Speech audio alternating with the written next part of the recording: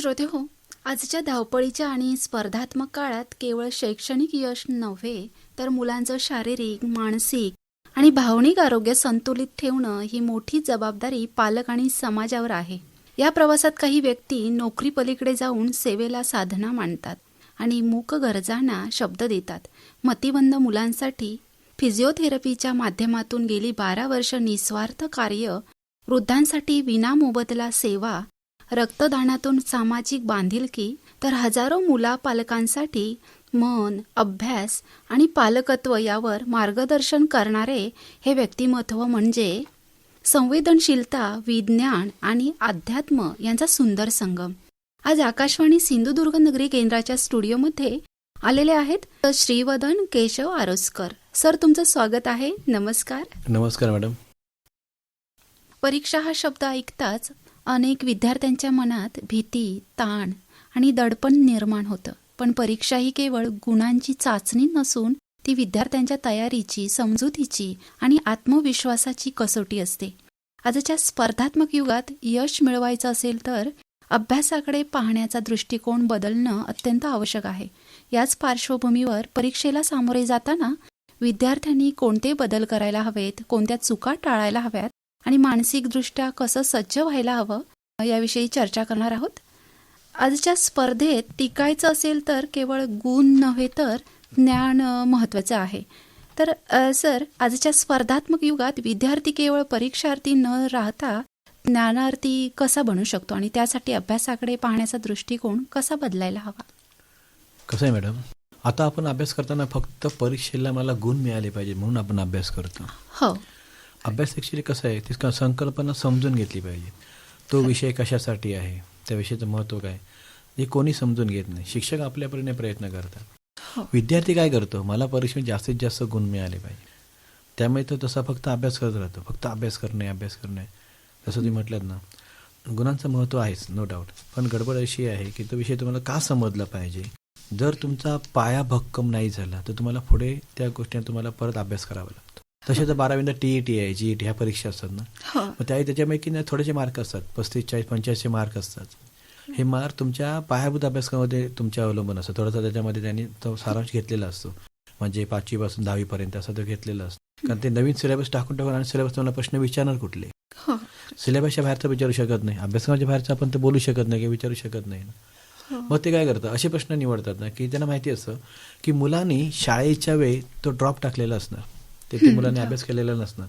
आणि आपण कसं करतो, परीक्षार्थी बनण्यापेक्षा मुलांना तुम्ही ज्ञानार्थी बना, कारण नॉलेज, ज्ञान हे आयुष्यभर उपयोगी पडतं. परीक्षा संपली की बरेच मुलं काय करतात, परीक्षेच्या आदल्या 2 दिवस अभ्यास करतात, म्हणजे फक्त परीक्षार्थी बनण्याचा प्रयत्न आहे. असं न करता ज्ञानार्थी का बनलं पाहिजे, तर ते जे आपलं ज्ञान आहे ते आपल्या भविष्यात बऱ्यापैकी उपयोगी पडतं. काय उपयोगी पडतं म्हणजे मग तसं तर अंकगणित आहे, जसं इंग्रजी आहे, मराठी व्याकरण आहे. मग तुमच्या बोलण्यावरती याचा परिणाम होतो की तुमचा जो पाया भक्कम असेल तर काय तुम्हाला टेन्शनच नाही. म्हणजे अभ्यासात जबाबदारी न राहता जिज्ञासा बनला की विद्यार्थी ज्ञानार्थी घडतो. सर, विद्यार्थ्यांमध्ये अभ्यासाला महत्त्व देण्याची प्रवृत्ती कशी निर्माण होते? पालकांनी काय केलं पाहिजे तुम्हाला सांगतो. अभ्यासाचं काय महत्त्व आहे पालकच त्यांना सांगू शकतात. मी एक व्हिडिओ बघितला होता, तो मग सांगतो. त्याचे वडील वीट भट्टीवरती काम करत.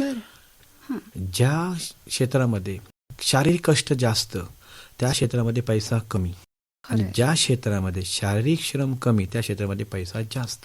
पालकांनी काय केलं पाहिजे, अभ्यासाचं महत्त्व सांगायचं आहे ना पालकांना. मग त्याही पालकांनी काय केलं पाहिजे, त्या मुलाला घेऊन वीट भट्टीवरती गेलं पाहिजे. आपले कष्ट त्या पालकांनी मुलांना दाखवले पाहिजेत.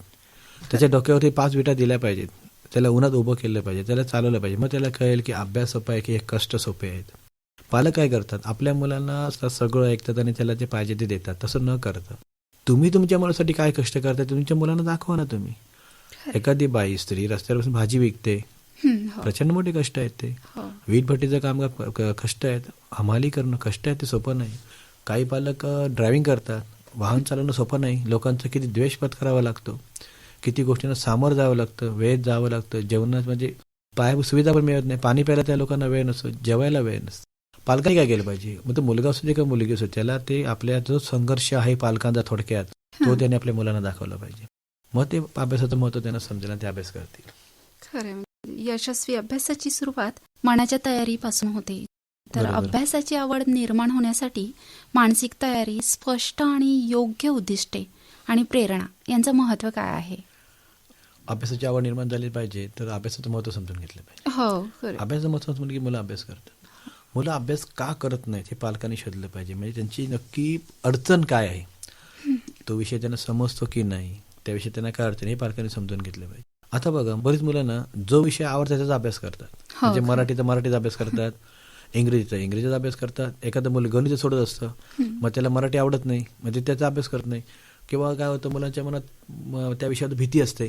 म्हणजे बऱ्याच मुलांच्या मनात विज्ञान, अंकगणित आणि इंग्रजी भीती असते. आपल्याला 2 भाग पडले आहेत, इंग्लिश मिडियम आणि मराठी मिडियम. मराठी मिडियमच्या मुलांचे वेगळे प्रॉब्लेम्स आहेत आणि इंग्लिश मिडियमच्या मुलांचे वेगळे प्रॉब्लेम्स आहेत. इंग्लिश मिडियमच्या मुलांना मराठीची गडबड होते, त्यांना जमत नाही, आणि मराठी मिडियमच्या मुलांना इंग्रजी जमत नाही. मग तुम्ही काय केलं पाहिजे, थोडे अभ्यास मुलांना सवय लावली पाहिजे. आता एखादा धडा आपण पूर्ण वाचू शकत नाही, मग त्याचे भाग केले पाहिजे, थोडंसं समजून घेत राहिलं पाहिजे. यासाठी पालकांनी थोडं लक्ष दिलं पाहिजे. आपले जे गुण आहेत ते एका विषयावरती नाही आहेत, सगळे विषय एव्हरेज आहेत. म्हणून पालकांना विषय केला पाहिजे का, की तो विषय त्याला का आवडत नाही याचं कारण शोधून काढलं पाहिजे. शिक्षकांना किंवा जे तुमचे क्लास आहेत त्या शिक्षकांना संपर्क करून ते शोधलं पाहिजे की हा विषय तुला का आवडतो, हे पण मुलांना त्याने विचारलं पाहिजे. आणि तो विषय आवडण्यासाठी वेगवेगळ्या प्रकारे त्याची वेगवेगळे टूल्स आहेत मार्केटला, भरपूर काय काय ते पण. मग तो मुलांना विषय आवडतो, मग तुम्ही अभ्यास मला एन्जॉय होतो, मग तुम्ही करता. अभ्यासात शॉर्टकट घेतले की त्याचे परिणाम परीक्षेत दिसून येतात. तर शाळेचा अभ्यास वेळेवर न करणे किंवा कॉपी पेस्ट पद्धतीने अभ्यास करणे याचा परीक्षेतील यशावर का परिणाम होतो? परीक्षेला आपण तर कॉपी पेस्ट करू शकत नाही. परीक्षेला आपल्याला पुस्तकावर काय मिळत नाही ना, आपल्याला ते अभ्यास समजूनच केला पाहिजे. बरोबर. त्याच्यासाठी होतं कसं, तुम्ही पहिल्यापासून समजून घेतलं पाहिजे की तो अभ्यास काय. आता काय होतं आपल्याकडे, बरीच मुलं काय करतात म्हणजे पालकांचा कुठे चुकतं तुम्हाला सांगतो. एकदा मूल घरी आलं की पालक काय सांगतं, अरे अभ्यास कर. ते मूल अभ्यास करायला बसतं. मूल अभ्यास करतं म्हणजे काय करतं, एखाद्या विद्यार्थ्याची आपल्या मित्रमैत्री वही आणतं आणि जसं आहे तसं ते उतरून करतं. शाळेचा अभ्यास म्हणजे अभ्यास नाही, तुम्ही अतिरिक्त पण अभ्यास केला पाहिजे. उद्या तुम्हाला शिक्षक काय शिकवणं हे तुम्हाला आज थोडं जाणून घेता आलं पाहिजे. मागचा अभ्यास काय हे पण तुम्हाला जाणून घेता आलं पाहिजे. बऱ्याच मुलांचं काय होतं, समजा 15 धडे आहेत, शिक्षकांनी समजा 8 धडे शिकवले आहेत, तर पहिले 2-3 मला आठवत आहे, 7वा 8 मला आठवतं, पहिलं असं मला आठवतच नाहीये, कारण मी समजून घेतलं नाही ना, कॉपी पेस्ट केलं. म्हणजे कॉपी पेस्ट म्हणजे कसं, शाळेचा अभ्यास करणं म्हणजे अभ्यास नाहीये. अभ्यास समजून घेणं, अभ्यास समजून त्याप्रमाणे करणं असं महत्वाचं आहे. परीक्षेला असं होत नाही. परीक्षेला ज्यावेळी तुम्ही बसता त्यावेळी तुम्हाला परफॉर्मन्स येत नाही, तुम्हाला आठवत नाही. का आठवत नाही, तुम्ही समजून घेतलेलं नसतं ना परीक्षेच्या अगोदर. ह्या प्रश्न उत्तर काय असेल, ऍक्च्युअली ही कन्सेप्ट काय आहे समजून घेत नाहीत विद्यार्थी. म्हणजे वही आणतात, पूर्ण करतात, दुसऱ्या शिकाय शिक्षक म्हणतात हा शिकवलेलं केलं का, काल तुम्हाला मी एवढं हे प्रश्न दिले झालेत का, झाले अभ्यास. असं होत नाही. परीक्षेला भयंकर गोंधळ होतो. परीक्षेला काय होतं, सराव नसतो, आपण स्वतः समजून घेतलेलं नसतं ना विषय. आपण काय करतो, जेवढं उत्तर पाहिजे तेवढं उत्तर लिहिलेलंच नसतं, अर्धवट उत्तर लिहिलेलं असतं आपण, त्यामुळे तेवढे तुम्हाला मार्क मिळणारच नाहीत. त्या प्रश्नाची अपेक्षा काय आहे, समजा एक 8 ते 10 ओळी त्या प्रश्नाची अपेक्षा आहे, त्याप्रमाणे त्याला मार्किंग असतं, 5 मार्क 7 मार्क असतं, असं होतं. मूलभूत संकल्पना समजून न घेता पाठांतरवर भर दिल्यास विद्यार्थ्यांना कोणत्या अडचणींना सामोरं जावं लागतं? एखादा विषय पाठ करणं आणि समजून घेणं या जमीन आसमानचा फरक आहे. आपण किती पाठांतर करू शकू, पाठांतर केलं पाहिजे. पाठांतर कुठल्या गोष्टी, गणितीय सूत्र, विज्ञानची सूत्र, इंग्रजीच्या स्पेलिंग हे पाठ केलं पाहिजे. म्हणजे पाठांतर नाही असं नाही, पाठांतर त्याच्यावरती इफेक्ट होतो, म्हणजे परिणाम होतो, मग त्याच्यासाठी त्या गोष्टी पाठांतर केलं पाहिजे. ठीक आहे, 5वी 8वी पण ठीक आहे, 9वी 10वीला तुम्ही असं करू शकता, 10वीच्या लेवलला तुम्ही करूच शकत नाही असं. त्यासाठी संकल्पना पक्क्या असतील तरच ज्ञान उपयोगी ठरतं. मग तो आता समजा प्रश्न एखादा विषय आला, अमुक प्रश्न, तुम्हाला लगेच लक्षात झालं पाहिजे की ह्याचे मुद्दे मला काय केले पाहिजे, बस एवढं केला तरी तुम्हाला मार्क मिळून जातात. प्रश्नपत्रिकेचा पुरेसा सराव नसेल तर परीक्षेत वेळ अपुरा का पडतो आणि छोट्या छोट्या चुका का वाढतात याविषयी सांगा. आता प्रश्नपत्रिका का सोडवल्या पाहिजेत बघा. प्रश्न असे सोडवले पाहिजेत की परीक्षेला वेळेची मर्यादा आहे, पहिली गोष्ट. मग तुम्ही घरी सराव केला, तुमच्याला काय लक्षात येतं की आपल्या ते प्रश्न वेळेत पूर्ण होतात का, हे तुमच्या लक्षात येतं. आपली घाई होते का, वेळेत पूर्ण होतं की नाही, आपण जे लिहितोय ते परीक्षेला समजणार की नाही. नंबर सगळ्यात महत्त्वाची गडबड तुम्हाला सांगतो, जसा वेळ संपत जातो ना तशी आपली घाई होते. समजा प्रश्न क्रमांक 8 आहे आणि त्या ठिकाणी समजा मी उत्तर लिहिलं 7 किंवा 7 तर मला मार्क मिळणार नाहीत. जो प्रश्न क्रमांक मी लिहिला आहे त्याप्रमाणे ते उत्तर आलं पाहिजे. बऱ्याच म्हणजे गडबड काय होते, वेळ जसं संपत येतो ते आठवून लिहिण्याचा प्रयत्न करतात, खूप प्रयत्न करतात, ते परीक्षेला भरपूर हातपाय मारतात, पण त्यांना शक्य होत नाही. वर्षासाठी काहीतरी लिहिलं पाहिजे म्हणून ते काय करतात, एकतर ते उत्तर तरीच वेगळ्या प्रश्नाचं असतं किंवा प्रश्न वेगळा असतं, उत्तर वेगळं होतं, अशी गडबड होते, मग त्यांना ते होत नाही. परीक्षेत तुम्ही जर प्रश्न सराव केला तुम्हाला लक्षात येईल की हां, मग तुम्हाला समजेल की मार्जिन किती ठेवलं पाहिजे, कशी आकृती काढली पाहिजे, त्याच्यानंतर तो प्रश्न कुठे पिऊन किती पानावर मला संपवला पाहिजे. आता बघा ग्रॅज्युएशनला कसं असतं, 5 प्रश्न असतात, एका प्रश्नाला 20 मार्क असतात, म्हणजे 5 प्रश्न झाले. समजा मी 3च प्रश्न लिहिले, 10, 15, 20, 25 पेज लिहिले, मार्क घालून किती घालणार, शेवटी 40 पैकी, मग त्याला मार्किंगमध्ये कसं होणार, 60 पैकीच होणार, 100 पैकी होणारच नाही, कारण मी 2 प्रश्न लिहिलेच नाहीये. बरोबर ना. म्हणून काय परीक्षेला जे 100 मार्क आहे, म्हणजे याचा अर्थ असं नाही की ते 60 प्रश्न मी 100 नेऊ शकत नाही. मग 60 पैकी मला मार्क करून पडणार किती. परत तसं मुद्देच पाहिजे, त्याच्या अटी सगळ्या मी पूर्ण केल्या पाहिजे. त्याच्यात अनेक अक्षर होते आणि ते मार्क कमी होतात आणि तिथे आत्मविश्वासही बऱ्यापैकी कमी होतो. आपला कॉन्फिडन्स म्हणजे आत्मविश्वास अगदी आपण लॉस होतो बऱ्यापैकी, आणि तो परिणाम पुढच्या पेपरावरती आपल्या होतो.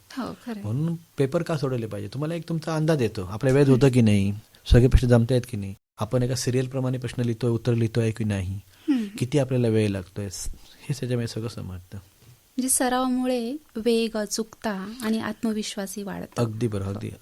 बरं, लिहिण्याची सवय नसणे, हस्ताक्षराकडे दुर्लक्ष करणं आणि उत्तर सादरीकरणातील कमतरता यांचा परीक्षेतील गुणांवर कसा परिणाम होतो. तुम्ही उत्तर लिहिताना चुका झाल्या की काटछाट होते. नंबर 2 काय होतं बघा, आता समजा मराठी मला भाषा पेपर आहे, मराठी किंवा तुमचा इंग्रजी आहे, हिंदी आहे, संस्कृत आहे, हे भाषा पेपर आहे, ते लिहावं लागतं आणि ते वेळेत लिहावं लागतं. मग त्यासाठी लिहिण्याची सवय पाहिजे. आपल्याला काय होतं, आपण कसं शेवटी ओढून काढतो, तसं होत नाही. मग ते लिहावं लागतं, त्यासाठी लिहिण्याची सवय पाहिजे. आता मार्केटला बरेच टूल मिळतात की तुमचा हस्ताक्षर सुवाच्य, म्हणजे असे प्रयत्न तरी केला पाहिजे. बरोबर. आपण हे पालक जागे काय होतात, 8वी 9वी झालं जागे होतात, अरे अक्षर असं आहे, ते असं आहे, अशा बऱ्याच गोष्टी समस्या, मग त्यांना समस्या दिसतात. का दिसतात, कारण मूल त्यांचा अभ्यास करत नाही. जो त्यांना अपेक्षित आपल्या मुलाकडनं निकाल पाहिजे तो त्यांना मिळत नाही, मग ते जागे होतात. मग त्यांना शिक्षक सांगतात त्याचं अक्षर खराब आहे, असं आहे, तसं आहे, हे हस्ताक्षर असे थोडं तरी हवं, म्हणजे खूप असं नाही, पण एवढं हवं की तुमचं त्या परीक्षेला समजलं पाहिजे तुम्ही बाबा काय लिहिलात, खरं एवढं तरी ते समजलं पाहिजे. लहानपणापासून तुम्ही सवय ठेवली पाहिजे हस्ताक्षर सुधारण्यासाठी. परीक्षेच्या काळात योग्य आहार आणि नियमित झोप न मिळण्यामागची मानसिक कारणे कोणती आणि ती दूर करण्यासाठी कोणते उपाय प्रभावी ठरतात. बघा, आपलं आहार अतिशय महत्त्वाचा आहे. समजा मी भरपूर जेवायची सवय आहे, तर होणार कसं माहिती आहे, माझी वजन वगैरे वाढणार, ते परिणाम होतील. दुसरी गोष्ट काय होणार, जास्त झोप येणार, मग तुम्हाला अभ्यासात लक्ष लागणार नाही. तुमचा आहार म्हणजे किती पाणी पिलं पाहिजे, आहार किती घेतला पाहिजे, कोणता घेतला पाहिजे, ह्याचा बऱ्यापैकी परिणाम होतो. आपल्या बॉडीमध्ये कसं बघा 3 दोष आहेत, वात, पित्त, कफ. समजा मी आंबट पदार्थ खूप खाल्ले, खूप लिंबू खाल्लं भरपूर, तर काय होईल, माझा वात वाढेल, मी स्थिर बसणार नाही, बऱ्यापैकी याचा परिणाम होतो. वात, पित्त, कफ. पित्त वाढलं तर काय होईल, पित्ताचे परिणाम लोकांना सांगायची गरज नाही, बऱ्यापैकी माहिती आहे. पित्ताचे परिणाम जास्त, वात वाढलं तर जास्त काय होतं, पित्त वाढलं तर काय होतं, कफ वाढलं तर काय होतं, ह्या ठिकाणचा काय समतोल राहायला पाहिजे. म्हणून तुमच्या जो विद्यार्थी आहे त्यांचा आहार अतिशय महत्त्वाचा आहे. ह्या छोट्या छोट्या गोष्टी आहेत ज्या तुम्ही अगदी म्हणजे दुर्लक्ष करून ह्याच्याकडे उपयोग नाही. पण तो आहाराकडे लक्ष का दिलं पाहिजे, भरपूर जेवता कामा नाही की खूप जेवलं. समजा मी आता तामसी पदार्थ खाल्ले, मटण, चिकन, मासे, आता मसाल्याचे पदार्थ खाल्ले, तर मग ढेकर येणार, ॲसिडिटी सुरू होणार, हे हळूहळू होतं. मग तो अभ्यासावर लक्ष लागत नाही, अभ्यासाला आपण काय होतं एकदम व्यत्यय येत राहतात. म्हणून आहाराचा बऱ्यापैकी याच्यावरती परिणाम आहेच. म्हणजे तुम्ही किती हे करताय हे थोडं पालकांनी लक्ष दिलं पाहिजे. आता माझ्याकडे मुलाला होतं, काउन्सिलिंगसाठी आले होते, पालक घेऊन आले होते, तर ते म्हणाले माझ्या मुलग्याने मेडिटेशन शिकलेलं आहे, तर म्हटलं करून दाखव, तर तो बसू शकला नाही, असा भरपूर असा हालचाल खूप करायला लागला. मग त्याला मी एकच प्रश्न विचारला, कारण आता हे बेसिक गोष्टी माहिती असल्यामुळे या क्षेत्रामध्ये काम करत असल्यामुळे माहिती झालं मला. म्हटलं मी त्याच्या आईला विचारलं, म्हटलं मॅडम हा असा कुठला पदार्थ आहे जो आंबट पदार्थ खातो, म्हटलं कोकम सरबत पितो तर नाही, लोणचं खातो का तर नाही, तर ते फटकन म्हणले की लिंबू सरबत खातो, आणि तो लिंबू अगदी कच्चे लिंबू खातो. लिंबू हा तसा आंबट पदार्थ आहे, त्यामुळे काय होतं, वात वाढला तर तो राहू शकत नाही जाग्यावरती. पित्त वाढलं आणि कफ वाढलं तर राग येतो माणसाला, जास्त माणूस रागीत होतो, डिस्टर्ब होतो, आणि कफ वाढला तर माणूस हालचाली खूप करतो, हा बऱ्यापैकी परिणाम होतो. म्हणजे हे दोषही आहेत आणि ते चांगल्या गोष्टी आहे, पण ते बॅलन्स ठेवलं तर दोष नाही. हा बारीक गोष्टी म्हणजे लक्षात कसं आलं, ज्या मी बऱ्याच पालकां मुलांना ज्या काउन्सिलिंग होते लक्षात आलं, म्हणजे लिमिटमध्ये खाल्लं पाहिजे. आता लिंबू तो कच्चे खातो, म्हणजे ह्याचा अर्थ काय, वातपित्ताचा परिणाम आपल्या बॉडीवरती नक्की होतोच, बऱ्यापैकी होतो. हे सगळं समप्रमाणात असणं गरजेचं असतं. हो हो हो. म्हणजे एकाग्रतेसाठी मेंदूची योग्य अवस्था अत्यंत आवश्यक असते. तर मेंदूमधील अल्फा स्टेट म्हणजे काय आणि ती सक्रिय करण्यासाठी कोणते प्राणायाम आणि मेंदूचे व्यायाम विद्यार्थ्यांनी करावेत. परीक्षेला सगळ्यात महत्त्वाची गोष्ट म्हणजे एकाग्रता. तुमचा आत्मविश्वास, हे सगळ्या गोष्टी अतिशय महत्त्वाच्या आहेत, जे परीक्षेला आपल्या उपयोगी पडतात. कुठल्याही क्षेत्रात जा, तुम्हाला आत्मविश्वास तुम्हाला पाहिजे. हो, ते आहेच. त्याशिवाय तुम्ही मूलभूत संकल्पना समजून घेतल्या, मूलभूत संकल्पना समजले की तुमचा आत्मविश्वास वाढतो. आता होतं कसं, त्या ब्रेन डेव्हलपमेंट 2 स्टेज असतात, अल्फा आणि थेटा. ह्या स्टेजमुळे समज तुमची मेमरी किती वाढते ती. आता हे ॲक्टिव्ह करण्यासाठी काय करायचं आहे, 2 ते 3 प्राणायाम करायचे. पहिलं जे आहे ते भस्त्रिका प्राणायाम, दुसरं आहे अनुलोम विलोम, बरं. ओंकार गुंजन. ओंकार गुंजन म्हणजे होतं कसं, आपल्या ब्रेनला मसाज मिळतो. सगळ्यांनी केलं पाहिजे. मग त्यामुळे ताटक ध्यान केलं पाहिजे. ताटक ध्यानाचे प्रकार आहेत, बिंदू ताटक आहे, ज्योती ताटक आहे. ते ताटक ध्यान केलं पाहिजे. त्याचे प्रकार म्हणजे ते कसं डोळे बंद न करता ते त्या ज्योतीकडे किंवा त्या बिंदूकडे बघत राहिलं पाहिजे. होतं कसं, थोड्या वेळाने त्या डोळ्यातनं पाणी येतं, पाणी आलं की डोळे हलगत बंद करायचे, पुन्हा प्रयत्न करायचे. मग तुमचं काय होतं, मनाची एकाग्रता वाढतं, अच्छा. तुमच्या बसण्याची ताकद वाढते, बऱ्यापैकी होतं. असं साधी आपण पद्मासनामध्ये बसतो. आता पद्मासनात बसल्यामुळे काही तर धर्माचा विषय येत नाही, हो. ते कोणी करू शकतं. मग ते पद्मासनात बसून तुम्ही ते ताटक ध्यान केलं पाहिजे. आता ताटच का बसलं पाहिजे, बऱ्याच लोकांना माहिती नसतं. आपली सप्तचक्र जे आहे ते एका दिशेत येतात, आपल्या लंबार बरोबर. आपल्या जे पाठीचा मणका आहे त्या मणक्याच्या लेवलमध्ये येतात. म्हणजे असं पहिलं सहस्रार चक्र आणि शेवटचं मूलाधार चक्र आहे, ते आपल्या मणक्यावरती जी चक्र असतात. आपल्या त्या डोक्याच्या कवटीपासून ते आपण जे बसतो, जे आपण सीटमध्ये, तिथपर्यंत ते मूलाधार चक्र असतं. ज्यावेळी तुम्ही एका दिशेत बसता, ताट बसता, अच्छा. त्यावेळी चक्र एका दिशेत येतात. प्रत्येकाला मेमरी आहे, डोळे आहेत, हातपाय आहेत. आता भस्त्रिका प्राणायाम केव्हा केलं पाहिजे, सकाळचं सकाळचं उठून भस्त्रिका प्राणायाम. पहिला ओंकार गुंजनचे 10-12 आपण रिपिटेशन करायचे. आता भस्त्रिका प्राणायाम करायचं, भ्रामरी करायचं आणि अनुलोम विलोम करायचं. आणि आठवड्यातून 3दा ते 4दा कपालभाती करायचं. बस एवढं जरी केलात ना तरी बऱ्यापैकी तुमच्या ब्रेनच्या अल्फा त्याच्या ह्या स्टेज जे आहे ते बऱ्यापैकी ॲक्टिव्ह, तुमची मेमरी वाढते, एकाग्रता वाढते, तुमच्या मेंदूला बऱ्यापैकी रक्तपुरवठा होतो आणि तुम्ही बऱ्यापैकी शांत संयमी होता आणि त्याप्रमाणे तुम्ही काम करता. तुमचा ऑटोमॅटिक कॉन्फिडन्स होतो. म्हणजे परीक्षेला जाताना तुम्ही आत्मविश्वासाने जातात. परीक्षेतील सर्वात मोठा अडथळा हा बाहेरचा नाही तर मनातला असतो. तर परीक्षेला सामोरे जाताना भीती, ताणतणाव आणि आत्मविश्वासाची कमतरता दूर करण्यासाठी कोणती मानसिक तयारी आवश्यक आहे?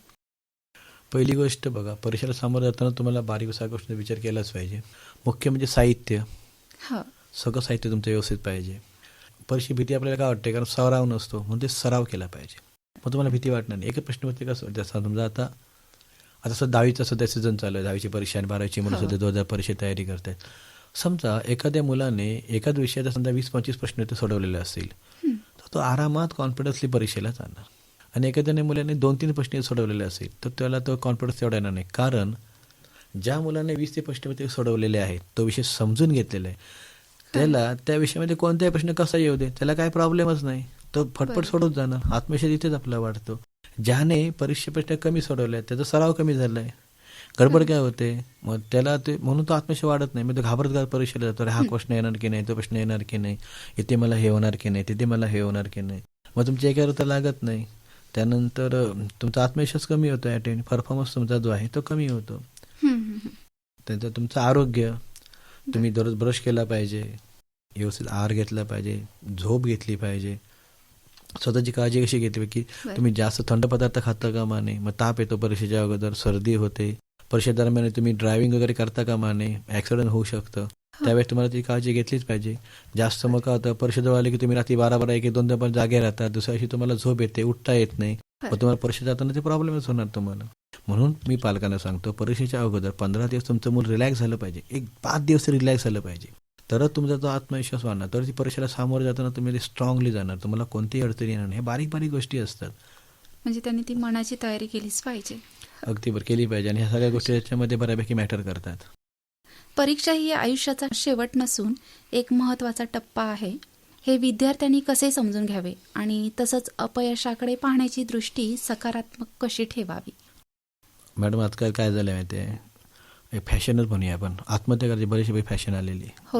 मुलं बिंदास आत्महत्या करतात.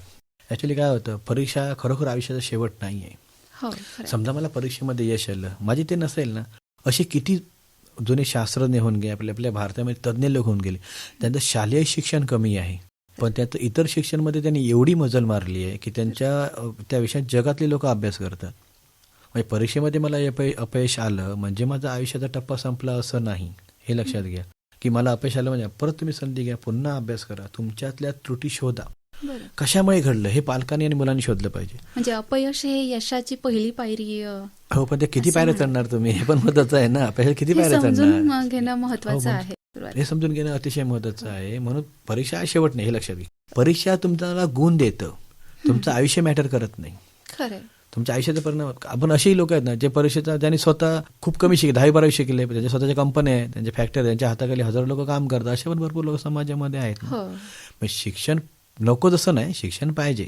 शिक्षण अशासाठी पाहिजे की तुम्हाला इतर गोष्टी पण शिक्षण मरेपर्यंत शिक्षण असतं. शिक्षण म्हणजे काय? प्रत्येक क्षण शिकणे म्हणजे शिक्षण. म्हणजे परीक्षेला अपयश आलं हे आयुष्याचा शेवट नाही, हे पालकांनी आणि मुलांनी समजून घेतलं पाहिजे. बऱ्याच वेळा काय होतं, पालक फटकन मुलांवर दडपण आणतात. नाही, तुला 100पैकी एवढे मार्क पडलेच पाहिजे होते, मी तुझे मार्क कमी कसे झाले, हे कसं झालं, ते कसं झालं, असं होतं. आणि तुम्हाला एक गोष्ट तुम्ही आता बोललात, म्हणजे आता हा विषय आलाच म्हणून तुम्हाला आता क्लिअर करतो. काय होतं, समजा एखाद्या मुलाला परीक्षेमध्ये मार्क कमी पडले, त्याला शिक्षा देताना तुम्ही विचार केली पाहिजे. आपण आपल्या मुलाला कुठे बोलतो आहोत, कानाखाली. काही पालक काय करतात, शाळेतच मुलांना मारतात, शिक्षणासमोर मुलांच्या कानाखाली मारतात. असं नाही करत, मुलांच्या समोर मुलांना मार असं नाही. तुम्ही घरी आणून त्याला समजूत घाला की तुम्हाला काय 1-2 फटके मारायचे ते मारा, शिक्षकांच्या समोर, पालक शाळेच्या समोर नाही. कारण असं होतं, मग ते ज्याला अपयश आलं ह्याला काही प्रमाणात पालक पण जबाबदार आहेतच ना. सर्वस्वी विद्यार्थी जबाबदार नाहीये, पालकही जबाबदार आहे. बरेच मुलं काय करतात, अभ्यासच करत नाही, नाराज होतात, शाळेतच जात नाहीत. काही मुलं शाळा सोडून देतात. मग पालक काय करतात, ठीक आहे मग तुला जमत नाही तर मग दुसऱ्या काहीतरी तू कर, असं कर, आणि तो पूर्ण ते दुर्लक्षित होतं. हे पालकांनी हे भान ठेवलं पाहिजे. आता कसं होतं, मुलं मग त्यांची थोडी मस्ती वगैरे होणार, मजा मस्करी वगैरे होते, तक्रारी मुलांची येतात, तर त्यावेळेस सगळेच जण करत असतात, तो काय विषय नाही. त्यावेळी तुम्ही त्याला शिक्षा द्या. पती कशी देताय काय हा विचार करा. म्हणजे माझ्यासमोर एक घडलेली घटना आहे. मी एका परीक्षेसाठी गेलो होतो. परीक्षा सुटल्यानंतर मी माझ्या मुलाला घेण्यासाठी थांबलो, तर एक पालक आले. पालकाने त्यांनी लगेच प्रश्नपत्रिका काढली, कुठले प्रश्न सोडले काय. तर मुलगा म्हणाला हे प्रश्न, अरे ह्याचं उत्तर चुकलं. धरले आणि त्यांनी कानाखाली सगळ्या मुलासमोर त्या लगावून दिली त्या मुलाच्या. असं नाही करायचं ना तुम्ही. त्याला समजून घेणं गरजेचं. परिणाम सांगतो मॅडम काय झाले, त्या मुलाने दुसऱ्याशी आत्महत्या केली. अरे बाप. असा मोठा परिणाम झाला. तुम्ही मुलांना शिक्षा करा, नाही असं नाही, मुलांना शिक्षा केली, मुलांना एखादा फटका मारलाच पाहिजे. त्यावेळी तुम्ही त्या मुलांना कंट्रोल ठेवलाच पाहिजे. म्हणजे असं मी म्हणत नाही की पूर्ण मुलांना वाल्यावर सोडून द्या. काय पालक असं, म्हणजे शिक्षक पण सांगतो, हो ते पालकांनी आमच्या समोर मुलाला मारलं, असं नाही करायचं. तुम्ही त्याला समजावून सांगा, मुलांना संधी द्या. एकदा दोनदा हा खूप मोठा गुन्हा आहे जो आपण माफ करू शकत नाही, त्यावेळी तुम्ही त्याला शिक्षा द्या. शिक्षेचे पण प्रकार आहेत ना, किंवा पालकांनी मुलांना शिक्षा न देण्यापेक्षा स्वतःला शिक्षा घेतली पाहिजे. हो खरंय, हे महत्वाचं आहे सर. याचा इफेक्ट जास्त असतो. तुम्ही स्वतःला शिक्षा करून घ्या. त्या मुलाला कळू दे ना की माझ्या ह्या वागण्याचा माझ्या आई वडिलांना त्रास झालेला आहे, म्हणजे मला परत असं वागता कामा नये. अशा म्हणजे भरपूर गोष्टी आहेत त्याच्यामध्ये, तुम्ही असं करू शकता. म्हणजे हे मुलांचे मग अविचार मुलांच्या मनात येत. कसं ठराविक मुलापर्यंत तुम्ही मुलाला मुलाप्रमाणे, नंतर मित्राप्रमाणे त्या मुलावर तुम्ही वागलं पाहिजे. त्या वयाप्रमाणे तसे तुम्ही स्टेज घेतल्या पाहिजे. मग हमदडपण येत नाही मग तुम्हाला, असं एकंदरीत म्हणणं आहे. माझा तो विषय काय माहिती आहे, याच्यामध्ये परीक्षेला सामोरं जाताना मुलांनी बारीक बारीक गोष्टींचा विचार केला पाहिजे. म्हणजे जसं की अभ्यासाचं साहित्य, हॉल तिकीट, प्रश्नपत्रिका सोडवणं, त्याच्यानंतर वेळेमध्ये आपण स्वतःला बांधून घेणं, स्वतः सराव करणं, ह्याच्यामध्ये पालकांनी आणि विद्यार्थ्यांनी दोघांचीही महत्त्वाची भूमिका आहे आणि ती मुलांनी पालकांनी केली पाहिजे. आता काय झालंय, आता परीक्षा सीझन आहेच. आता फेब्रुवारी मार्चमध्ये 10वी-12वीची पण जोरदार वातावरण चालू आहे. आता काही मुलांनी तर अगदी गायबच झाले, ते अभ्यासच करतायत. असंच झालं पाहिजे खरं, पालकांनी पण असं केलं पाहिजे. मग आता पालकांनी ह्यावेळी न करता तुम्ही 8वीपासून केलात तर 8वीमध्येच करा ना. तुम्ही जे वातावरणासाठी तुम्ही आता फेस करताय ते मी 8वीपासून तयार करा. म्हणजे काय, तुमचा भक्कम पाया होऊन जाईल. आता समजा मग तुमच्या मुलाला तुम्ही 88% किंवा 80% जे विचार करताय, तो मुलगा तुमचा 90-96-95% आरामात जाईल. म्हणजे असं तुम्ही त्यात वातावरण, म्हणजे उद्या माझा पेपर आहे, मॅथ्सचा पेपर आहे, आणि मी आदल्या दिवशी जसा वागतो तसं मी दररोज वागलो तर, तेवढाच सिरियस मी दररोज असलो तर, मग माझ्या कुठल्या क्षेत्रामध्ये मी बदल मारू शकतो, कुठल्याही, म्हणजे ते इतर तुमचे छंद असू दे की अभ्यास असू दे. पालकांनी आता, म्हणजे पालकांसाठी आता की पालकांनी ह्या सगळ्या गोष्टींचा विचार करून मुला, आता अजूनही बऱ्यापैकी वेळ गेला नाहीये पालकांकडे अजूनही. आता परीक्षेला तुम्ही जे सामोरं जाता त्या बारीक बारीक गोष्टींचा तुम्ही अभ्यास करा. आपल्या मुलाची चुका तुम्ही शोधून काढल्या पाहिजे. त्याच्यावर तुम्ही आता जेवढं होईल तेवढं तुम्ही प्रयत्न करा. ह्या चुका परत होऊ नये याच्यावर तुम्ही पुन्हा ते प्रयत्न करा. ती चूक शोधून काढा, मदत ती शोधून काढली पाहिजे. आणि सगळ्यात मध्ये शेवटचं वाक्य मी असं सांगेन की आपल्यातले गुण आणि दोष ओळखता आले पाहिजे. आपल्या मुलातले असू दे की आपल्यातले असू दे, तो गुण आहे तो कसा आला, दोष आहे तो का निर्माण झाला, हे पण तुम्हाला ओळखता आलं पाहिजे. आणि त्याप्रमाणे तुम्ही त्याच्यावरती रिसर्च केलं पाहिजे की तो अभ्यास केला पाहिजे आणि ते शोधलं पाहिजे. मग तुम्हाला या बऱ्याचशा गोष्टींना तुम्हाला सामोरं जायची गरज पडणार नाही. तुमचं मूल आपोआप अभ्यास करून निघून जाईल पुढे. तो का घाबरतो, त्याला का जमत नाही, करू शकत नाही, त्याचा आत्मविश्वास का कमी होतो, ह्या गोष्टी तुम्ही शोधल्यात ना, ह्या छोट्या छोट्या गोष्टी असतात, त्याच्यामध्ये मोठंसं काही नाही, अगदी छोट्या छोट्या गोष्टी होतात. म्हणजे मुलांना जास्त कुठल्या विषयाची भीती वाटते ते शोध, का भीती वाटते, ह्या शोधल्यात की तुमचं होऊन जाईल. मग तुम्हाला जास्त काय मेहनत करायची अजिबात गरज पडणार नाही. पालकांना जो आता बरेच पालक होते एवढे काय पालक सुट्या टाकल्या आहेत मुलांच्या, सुट्या टाकून ते जोरदार अभ्यास घेत आहेत. आईने सुट्टी 15 दिवसाची नंतर वडिलांनी घ्यायची असे ते मागे लागले आहेत. मग ते तुम्हाला करायची गरज पडणार नाही. अगोदरपासून तुम्ही थोडं लक्ष द्या, मुलांबरोबर बसा, मुलांबरोबर बोला, मुलांबरोबर. अनेक मॅडम काय झालं आहे आता हे जे विज्ञानिकच खूपच डोक्यावर आलेलं आहे आपल्या, की मोबाईलमुळे टीव्हीमुळे काय झालं माहिती आहे, मुलांचा आणि पालकांचा संवादच नाही आहे, पूर्ण संपलाच आहे. तो संवाद अतिशय महत्त्वाचा आहे. तो संवाद तुम्ही तुमच्या पाल्याबरोबर साधा, त्याच्या समस्या समजून घ्या. मग त्या किती चांगल्या किती वाईट किती असू दे, त्या वेळेत आपण सुधारू शकतो. संवाद अतिशय महत्त्वाचा आहे. आपण संवाद साधत नाही, शिक्षकांबरोबर पालकांबरोबर मुलावर संवाद साधला पाहिजे. विद्यार्थ्यांचे यश हे केवळ त्यांच्या मेहनतीवर नाही, तर पालकांचे मार्गदर्शन, शिक्षकांचे प्रोत्साहन आणि योग्य वातावरण यावरही अवलंबून असतं. बरोबर. आजच्या या संवादातून मिळालेल्या विचारांची अंमलबजावणी जर प्रत्येक स्तरावर झाली तर परीक्षेचा ताण कमी होऊन आत्मविश्वास, शिस्त आणि सकारात्मकता वाढेल. परीक्षा हा शेवट नाही, तर उज्ज्वल भविष्याकडे जाणारा पहिला टप्पा आहे. अगदी बरोबर. तर सर, तुम्ही इथे आलात आणि खूप महत्त्वाच्या विषयावर चर्चा केली, त्याबद्दल आकाशवाणी परिवार आणि श्रोत्यांतर्फे आभार. धन्यवाद. धन्यवाद मॅडम.